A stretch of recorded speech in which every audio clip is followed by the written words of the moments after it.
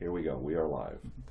I'm Essex Porter, Cairo 7, hopping on Facebook Live to talk to you a little bit about the new plan to use the Electoral College to stop Donald Trump from becoming president. I'm with Brett, and Brett, pronounce your last name for me again? Shafalo. Brett Shafalo is an elected elector, a Democratic elector from Washington State. If Hillary Clinton had won, he would have gone to the Electoral College meeting on the 19th.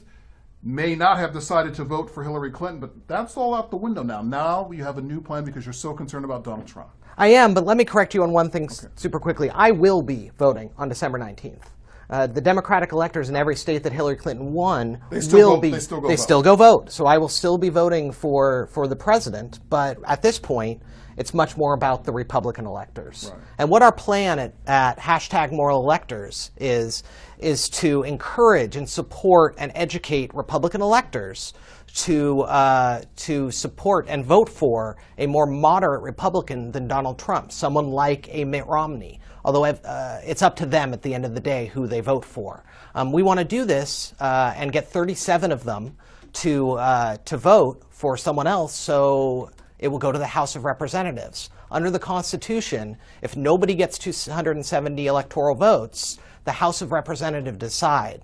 And we hope that they will do the right thing for this country and vote for a more moderate Republican instead of a demagogue and someone who has increased hate crimes by who knows how much percent over the last 2 days, even by being elected.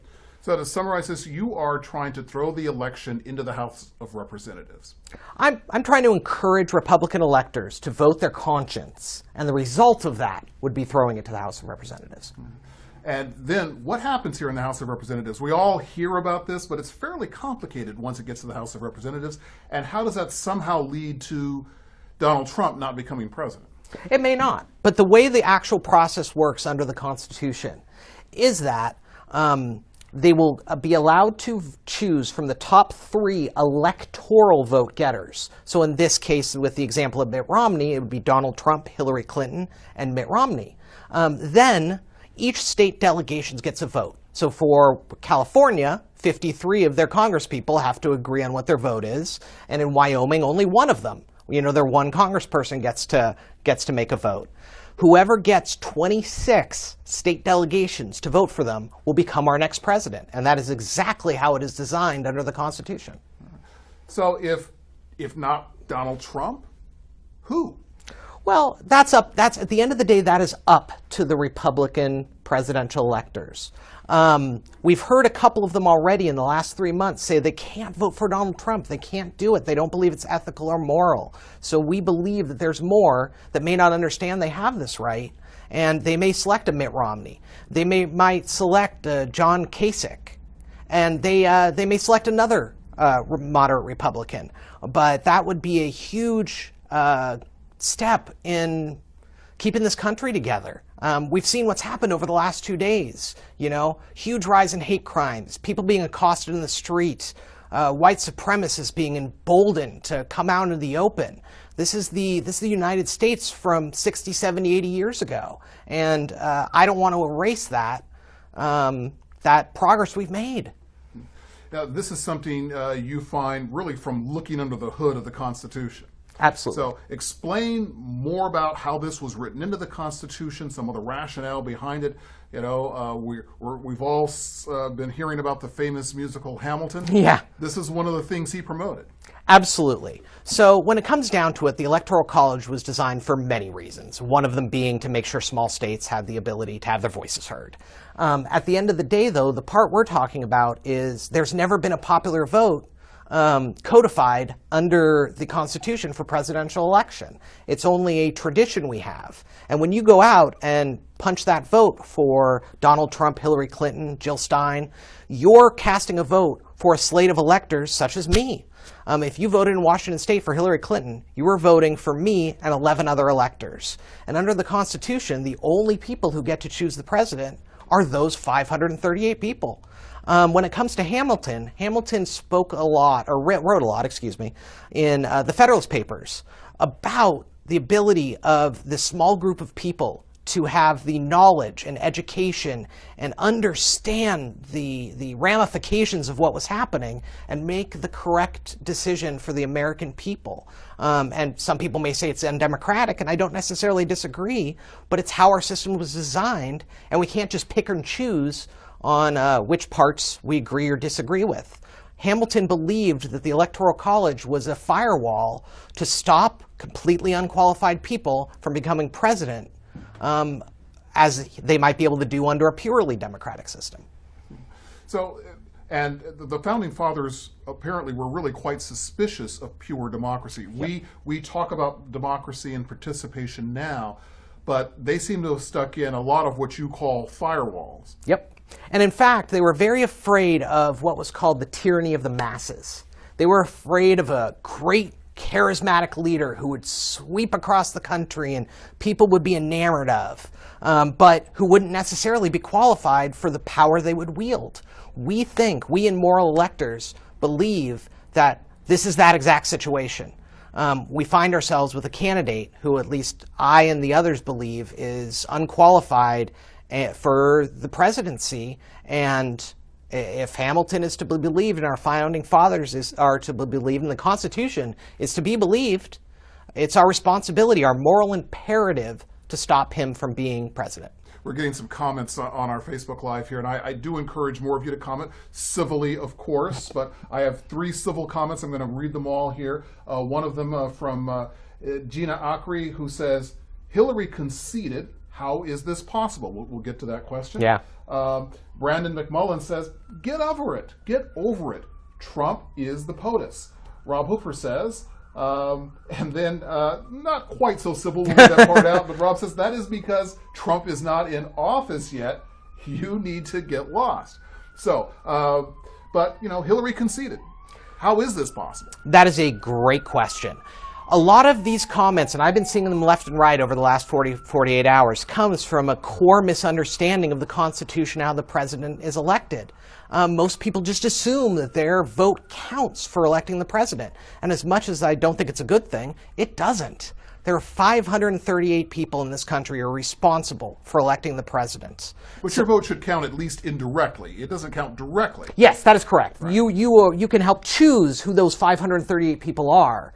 But the end decision is left to the Electoral College, and if they cannot decide, it's left to the House. Everybody who claims to believe in the Constitution and feels very strongly that it's a sacred document, they can't ignore this. They need to pull out their constitutions and read Section 2 and the 12th Amendment and understand really what our system is. It's not over. The president, I know CNN called it, but the presidential election is not over until the Electoral College votes on the 19th, December 19th. And then if nobody gets 270, it's not over until the House of Representatives choose one. This is the system we live in, whether or not we like it. Is this just a plot to overturn the election and get Hillary Clinton into office? No. Personally, I'm not a particularly large fan of Hillary Clinton. I don't think she's a criminal. I don't hate her. But that's over. Bernie Sanders will not be president of the United States. Hillary Clinton will not be president of the United States. We are looking to Republican electors to help save our country from Donald Trump. And we're looking to a Republican House of Representatives to decide if they're willing to save this country from the demagoguery of Donald Trump. This is not about Hillary. This is not about Bernie. The math does not work. This is about a last-ditch effort at harm reduction and getting a more reasonable Republican who we can all support as a president, not necessarily agree on all policies, but support as a president and know they aren't going to disenfranchise and bring hate over large swaths of our population. All right. So first, and if you touched on this, I apologize, no worries. But who then, if not Donald Trump? Well, this isn't something that needs to be answered by the Republican electors if they choose to go this direction. In our thinking, Mitt Romney would be an okay option, given the fact that he's already been vetted in front of the American people in a previous presidential election. And Mitt Romney actually received more popular votes than Donald Trump did. So more Americans have already voted for Mitt Romney more than they voted for Donald Trump. Another option, as maybe a VP for Mitt Romney, could be a John Kasich. But there are many options, and it's not up to me to decide who that is. It's up to the Republican electors. Yeah. Aren't you concerned, though, that if somehow the election is changed in this way, and and Donald Trump does not become president, with so many people having voted for Donald Trump, are you concerned that you'll simply create the disruption you say you're trying to avoid? I think there definitely could be some sporadic disruptions, but the fact is, I believe if we were trying to push Hillary Clinton into the presidency and Hillary Clinton became president over Donald Trump, that would cause darn near civil war.